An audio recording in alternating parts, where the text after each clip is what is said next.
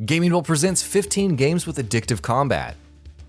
For all of the compliments that video games receive for their graphics, presentation, story, and sound design, the core gameplay is what keeps us coming back. To that end, some games handle the basic combat loop better than others, as we come back again and again for our fill of the action. Let's take a look at 15 games with addictive combat and what makes them unique. Guilty Gear series. Arc System Works had more of a niche following with the Guilty Gear series. However, over the years, the combat's complexity and outright insanity has attracted more players. For example, Guilty Gear Xrd utilizes a number of basic commands like punching, kicking, slashing, and heavy slashing. It's in the combination of these commands that special things happen, like Psych Bursts to escape opponents, or special tension gauge attacks. Along with a crazy story mode, Guilty Gear Xrd further incentivizes survival mode with MOM, offering a almost RPG-like progression system and leveling. Though tough to ultimately master, Guilty Gear's combat shouldn't be missed. Monster Hunter World.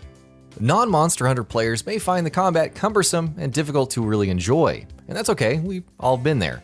In truth, Monster Hunter boasts some of the deepest hack-and-slash gameplay out there, with its numerous weapon types, each with their own nuances to master. Monster Hunter World expands on this further.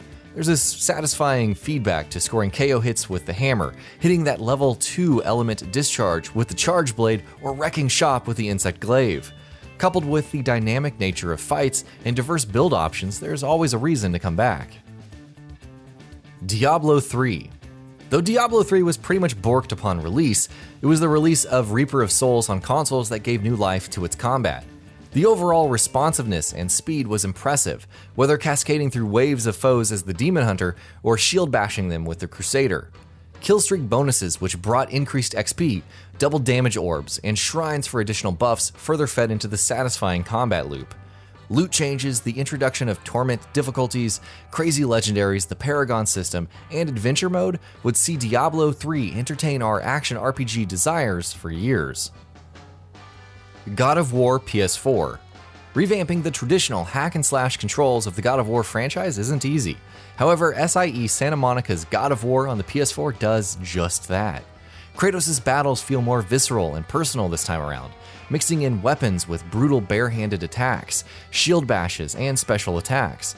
There's a lot of variety to be had, from cleaving enemies in two with the Leviathan to smashing their skulls in with its finishers. Teaming up with Atreus for attacks, freezing enemies and kicking them into walls, or juggling for days. God of War presents so many amazing options for combat. Ninja Gaiden. Remember the old days when Ninja Gaiden was synonymous with hardcore difficulty? With the new age Ninja Gaiden first released on Xbox in 2004, the Itagaki-led Team Ninja wanted to go even further. Combat was a third-person hack-and-slash-a-thon that relied on quick movement and reactions, even though players couldn't change attacks mid-move. The emphasis on constantly repositioning, slicing through enemies with Flying Swallow, and knowing the right weapon for the job made Ninja Gaiden difficult but immensely satisfying. Nioh. The combat in Team Ninja's Nioh is almost complementary to Ninja Gaiden.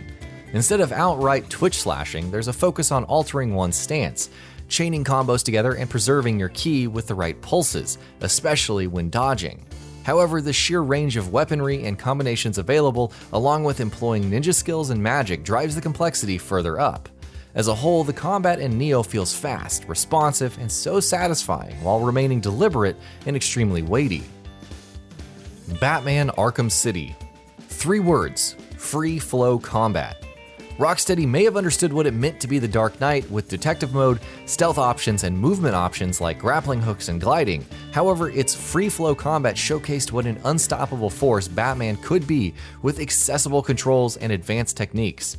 Indicators above enemy heads pointed out the right time to counter, and subsequent combos helped build up to more devastating moves.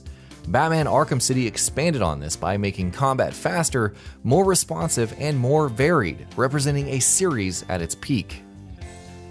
One Finger Death Punch. Guitar Hero-esque beat 'em up is probably an apt description for One Finger Death Punch, but it's disingenuous.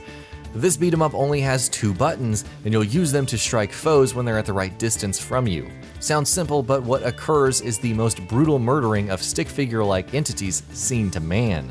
Combos build up, Weapons are picked up for epic murder sequences, power smashes are used, eyeballs pop out, and the epicness just keeps ramping up. Even with its relatively simple looks, One Finger Death Punch is worth a shot. Dark Souls 3. Say what you will about its predecessor, but there's no denying that Dark Souls 3 went back to that classic Souls flavor that seemed to be lacking. The series has always been famed for its boss battles, and thankfully, the threequel contains some memorable ones like the Dancer of the Boreal Valley or Nameless King, and subsequently with DLC bosses like Slave Knight Gale and Dark Eater Midir. More importantly, the ever so solid combat from dodge rolling to weapon arts and parrying feels as great as ever. Yes, even if poise was never fully explained. Bloodborne. If Dark Souls is viewed as the turtler's dream, then Bloodborne is the frontliner's massacre. By minimizing blocking and incentivizing attacking, which helps regenerate red bar health, Bloodborne's combat is faster paced and more fluid. Weapon transformations allowed for more versatility in combat, thus making encounters all the more intriguing. However, it's everything from the lore to the level design and bosses that adds to the experience, slowly infusing the player with their own bloodlust as the game wears on. Nier Automata. Platinum Games' combat systems have always been considered top tier, and while Nier Automata doesn't reinvent the wheel, it does polish it incredibly well. Leaving aside the combination of bullet hell shooting and dodging, Nier Automata's weapon selection and movement feeds the urge to be aggressive. The plug-in chip modifications also allow for a great deal of freedom, encouraging OP builds like Infinite Berserk A2 with Phoenix Dagger and Offensive Heal. The addition of Perfect Evade, which slows down time after dodging enemy attacks at the right moment, and various enemy types lead to this brutal ballet of combat as every battle feels fun to play. Metal Gear Rising: Revengeance. On the surface, Metal Gear Rising: Revengeance seems like your average Platinum Games style light attack, heavy attack game. Of course, you then realize the magic of parrying and eventually blade mode. The latter allows you to create openings to slice off individual limbs or entire enemies into bits in slow motion. Thus does the game become an experience of hacking and slashing away, waiting for that right parry and activating blade mode to dismember someone before grabbing their cores for health.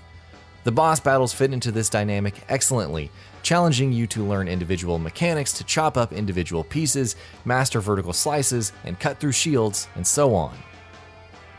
Black Desert Online. Yes, Black Desert Online has a ton of grinding and some rather unsavory microtransactions, but how about that combat? Black Desert Online does away with the many traditional MMO mechanics like tab targeting, telegraphs, and more, challenging the player to a pseudo third-person hack-and-slash style game.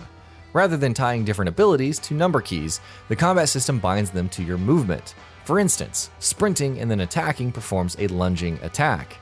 Each class is immensely satisfying to play as you dodge past attacks and wreck entire waves of enemies. Black Desert isn't perfect, or amazing for that matter, but the combat is definitely in a league of its own. Dragon Ball FighterZ. If Guilty Gear was the fighting game franchise that non-fighting game fans failed to grasp, then Dragon Ball FighterZ went the other way. Its combos can be immediately picked up and easy to pull off with a single button. Supers, teleports, and team-up abilities are also heavily encouraged in matches.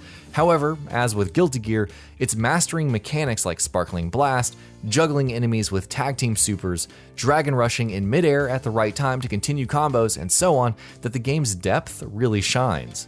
Still, with quick, brutal combat and an awesome art style, Dragon Ball FighterZ will immediately sink its claws into you. Sleeping Dogs. Dismissed at first as a Batman Arkham City clone, the combat in Sleeping Dogs offers so much more. Leaving aside the ability to engage in shootouts, including the best simultaneous driving and shooting mechanism in any game ever, the melee combat is very diverse. Different combos can be mastered, but using different moves and taking advantage of your environment by smashing enemies into walls, hanging them with chandeliers, or shredding their faces with a fan is also an option. Throw in weapon play and a nice balance between countering and comboing, and Sleeping Dogs practically begs you to beat up the world. And that about does it for this video. If you enjoyed what you watched and want to see more from GamingBolt, you can always hit that subscribe button and turn on the bell icon next to it. That way you will never miss any of our videos.